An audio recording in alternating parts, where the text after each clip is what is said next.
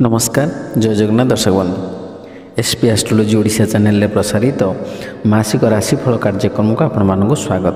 दर्शक बंधु आज आम आलोचना करवा जे जून 2025 रे केमिति रहिबो राशिचक्र दशम राशि मकर राशि व्यक्तिविशेष मानकर शुभाशुभ राशिफल विषय में विस्तृत भाव आलोचना करवा प्रतिकार सहित किंतु ता पूर्व आपण मानक एक अनुरोध आपण माने जदि आपण आम चैनल को प्रथम थर कर आसी था तो वीडियोटी को लाइक करूँ शेयर करूँ और चैनल को सब्सक्राइब कर पाखे थोड़ा बेल आइकन को प्रेस करूँ। तो दर्शक बंधु चलते आरंभ करवा आज आलोचना जे जून मासरे मकर राशि शुभाशुभ भाग्यफल।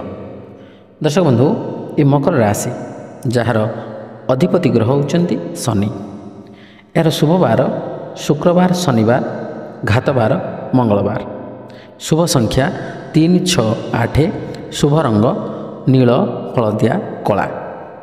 दर्शक बंधु ये मकर राशि व्यक्तिविशेष मानक जून मासरे गुरुत्वपूर्ण ग्रह मानकर कौन रहिबो अवस्थिति से विषय नजर पकड़ नेबा। बृहस्पति षष्ठ स्थान रे, शनि तृतीय स्थान रे, राहु द्वितीय स्थान रे और केतु अष्टम स्थान रे अधिष्ठान करुछंती।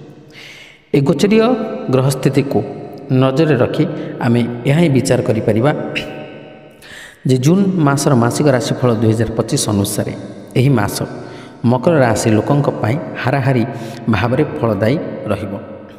एही मासरे आपन को निजर स्वास्थ्य उपर विशेष ध्यान देबाक पड़िबो। आपणकर राशि स्वामी शनि महाराज संपूर्ण मास तृतीय घरे रहिबे। आपणकर भितरे अलस्वामी सामान्य भाव में देखा दे पारे। एथुरु दूरे रहिले आपण निश्चित भाव में स्वास्थ्यगत सुस्थता अनुभव करिवे। क्यारियर दृष्टि एही मास उत्थान पतन रे भरी रहिबो। दशम घर स्वामी शुक्र 29 तारीख पर्यंत चतुर्थ घरे रहिबे।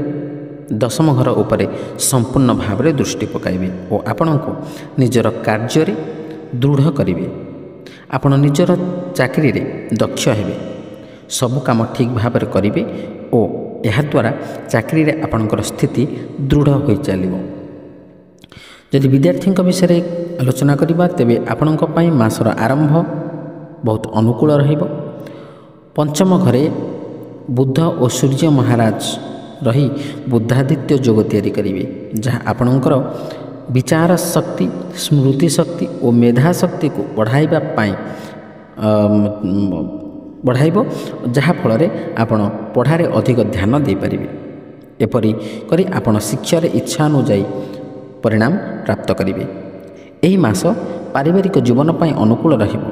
चतुर्थ घरे 29 तारीख पर्यंत शुक्र महाराज रहिबे और पारिवारिक जीवन में खुशी आनिबे। परिवार रे खुशी रहिबो। जदि आपण कोनोसी प्रेम संबंध रे अछंती तेबे आपणक पाई मासर आरंभ बहुत भल रहिबो। सूर्य और बुध जोगरे बुद्धादित्य जोग पंचम घरे तैयारी करिवे, जहाँ फल आपण निजर प्रियतमर बुद्धि द्वारा प्रभावित हेबे। एक कथा तांको पसंद आसिबो एवं उभयंक मध्य संपर्क दृढ़ हेबो एवं आपणकर पारिवारिक एवं सांसारिक जीवन सुखमय हेबो। जदि आपणकर आर्थिक स्थिति विषय में देखा तेबे आपणक पई एही मास उत्थान पतन भरी रहिबो। मासर आरंभ में बुध और सूर्य महाराज पंचम घरे बसी एकादश घर को देखिए, जहाँ फल आपणकर रोजगार बढ़िबो। यह द्वारा आपणकर रोजगार निरंतर बढ़ी चलिबो। जून मासर मासिक राशिफल 2025 अनुसार एही मास स्वास्थ्य दृष्टि दुर्बल रहिबार संभावना अछि। राशिर स्वामी शनि महाराज संपूर्ण मास तृतीय घरे रहिबे, जहाँ आपणकर स्वास्थ्य को उत्तम रखिबो। दर्शक बंधु जो गुरुत्वपूर्ण ग्रह मानकर अवदान ये राशिफल विचार रे रही थाए, से गुरुत्वपूर्ण ग्रह मानकर स्थिति आमे व्यक्तिगत भाव में विचार करि परिबा। जे प्रथम यदि बृहस्पति कथा देखा तेज बृहस्पति होचंदे धन धान्यर कारक, विद्या बुद्धिर कारक, जस कीर्तिर कारक, आध्यात्मिकतावादीर कारक, समस्त प्रकार सकारात्मक दिगर कारक होचंती बृहस्पति। बृहस्पति गोचरीय स्थिति अनुसार द्वितीय पंचम सप्तम नवम एवं एकादश स्थान रे अत्यंत शुभ फल प्रदान करिथांती। किंतु आपणक राशि पई बृहस्पति षष्ठ स्थान रे ଯେଉଁ ଷଷ୍ଠ ଭାବରୁ ବା ଷଷ୍ଠ ସ୍ଥାନରୁ ଆମେ ବିଚାର କରନ୍ତି ରିପୁ ବିଷୟରେ ବା ଶତ୍ରୁ ବିଷୟରେ। ତେଣୁ ଏହି ଅଶୁଭ କାରକ ଭାବରେ ବୃହସ୍ପତି ଅଧିଷ୍ଠାନ କରିଥିବାରୁ ବୃହସ୍ପତି ନିଶ୍ଚିତ ଭାବରେ ଆପଣଙ୍କୁ ଅଶୁଭ ଫଳ ପ୍ରଦାନ କରିବେ। କେଉଁ କେଉଁ କ୍ଷେତ୍ରରେ ନା ଯଦି ଆପଣ ବ୍ୟବସାୟ କ୍ଷେତ୍ରରେ ଅଛନ୍ତି, ବ୍ୟବସାୟ କରୁଛନ୍ତି, ବାଣିଜ୍ୟ କରୁଛନ୍ତି, ତେବେ ସେ କ୍ଷେତ୍ରରେ ଆପଣଙ୍କର ବ୍ୟବସାୟ ବୃଦ୍ଧି ପାଇବ ସତ, କିନ୍ତୁ ଆପଣଙ୍କର ଆଶାନୁରୂପ ଆୟ ଆପଣ କରିପାରିବେ ନାହିଁ ବା ଲାଭ ପ୍ରାପ୍ତ କରିପାରିବେ ନାହିଁ ଏବଂ ଆକସ୍ମିକ ଭାବରେ ଆପଣଙ୍କର ଅର୍ଥ କ୍ଷୟର ମଧ୍ୟ ଯୋଗ ରହିଛି। ଯଦି ଆପଣ ପାର୍ଟନରସିପ୍ରେ ବ୍ୟବସାୟ କରୁଛନ୍ତି ତେବେ ଆପଣଙ୍କର ପାର୍ଟନର ଆପଣଙ୍କୁ ସମ୍ପୂର୍ଣ୍ଣ ରୂପରେ ସହଯୋଗ କରି ନ ପାରନ୍ତି। ଯଦି ଆପଣ ସେୟାର ମାର୍କେଟରେ ଅର୍ଥ ବିନିଯୋଗ କରୁଛନ୍ତି ତେବେ ଏ ସମୟ ନିଶ୍ଚିତ ଭାବରେ ଆପଣଙ୍କ ପାଇଁ ଏକ ପ୍ରତିକୂଳ ସମୟ। ତେଣୁ ଏ ସମୟରେ ଆପଣ ବୁଦ୍ଧି ବିଚାରି କାର୍ଯ୍ୟ କରିବେ ଏବଂ ଧୈର୍ଯ୍ୟର ସହିତ ଅପେକ୍ଷା ଯଦି କରିପାରିବେ ତେବେ ଆପଣ ସେଥିରୁ ଲାଭ ପ୍ରାପ୍ତ କରିପାରିବେ, ନହେଲେ ଆକସ୍ମିକ ଭାବରେ ଆପଣଙ୍କର ଅର୍ଥ ମଧ୍ୟ ନଷ୍ଟ ହୋଇଯାଇପାରେ। ଏବଂ ଯେଉଁମାନେ ଆଧ୍ୟାତ୍ମିକ କ୍ଷେତ୍ରରେ ଅଛନ୍ତି ଏ ସମୟ ମଧ୍ୟରେ ସାମାନ୍ୟ ରୂପରେ ଆଧ୍ୟାତ୍ମିକ କ୍ଷେତ୍ରରୁ ଆପଣ ମନ ଫେରାଇ ଆଣିପାରନ୍ତି। ଆପଣଙ୍କର ଭଗବତ ପ୍ରାପ୍ତି ଦିଗରୁ ଆପଣଙ୍କର ଇଚ୍ଛା ଶକ୍ତି କମିଯାଇପାରେ। ବିଦ୍ୟାର୍ଥୀମାନେ ଯେଉଁମାନେ ଅଧ୍ୟୟନ କ୍ଷେତ୍ରରେ ଅଛନ୍ତି ସେମାନଙ୍କ ପାଇଁ ଏ ସମୟ ପ୍ରତିକୂଳତା ଦେଇ ଗତି କରିବ।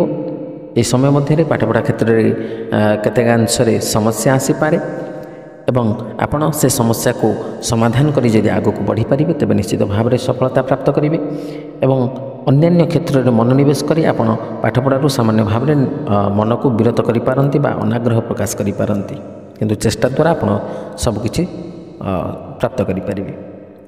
ଏବଂ ଯଦି ଆମେ ଶନିଙ୍କ କଥା ଆଲୋଚନା କରିବା ତେବେ ଶନି ହେଉଛନ୍ତି ସତ୍ୟର ଦେବତା, ନ୍ୟାୟର ଦେବତା, କର୍ମକାରକ ଗ୍ରହ।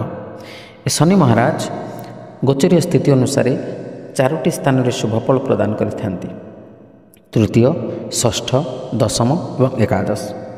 ଆପଣଙ୍କ ରାଶି ପାଇଁ ଶନି ତୃତୀୟ ସ୍ଥାନରେ, ଅର୍ଥାତ୍ ଆପଣଙ୍କ ରାଶି ପାଇଁ ଶନି ଶୁଭଫଳ ପ୍ରଦାୟକ।